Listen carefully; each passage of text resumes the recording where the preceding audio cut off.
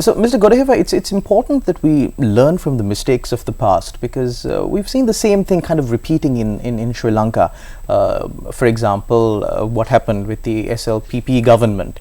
Had an absolute majority, 2/3 majority, first time elected under the 1978 constitution, and then in just a few years, in just a matter of few years, came crashing down. Same thing happened with J.R. Jayawardena's government back in the 70s. So it's a repetition. So it's important that we, although in schools we only learn the history of the kings, it's important that we understand the mistakes that we've made, so that we don't make these same mistakes in the future. So as far as the government that you represented, the government under Gotabaya Rajapaksa, when did it all start going south?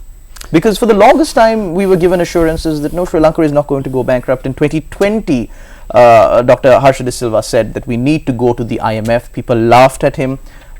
Certain even members who are now independent with you, there was criticism against what he said.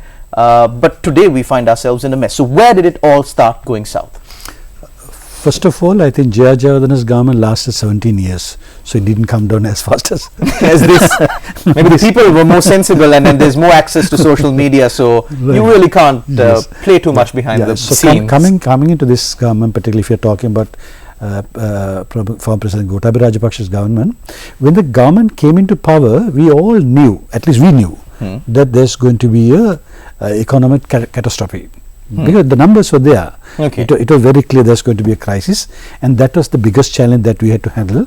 But due to some unfortunate reason, President Gotabaya Rajapaksa, after getting elected to the presidency, decided to go back to the same economic team which contributed to this. In my opinion, there are two teams which contributed to this crisis mainly. One is President Mahinda Rajapaksa's economic management team, 2005-2015 period. So you're referring of to course, Sundara. of course, and Ranil Wickremesinghe's Prime Minister Ranil Wickremesinghe's economic management team, 2015-2019. Because if you look at the ills, both these have contributed. So then President Gotabaya Rajapaksa was part of Rajapaksa regime. He went back to the same economic management team who contributed to the crisis. So they could never avert the crisis. That's what happened.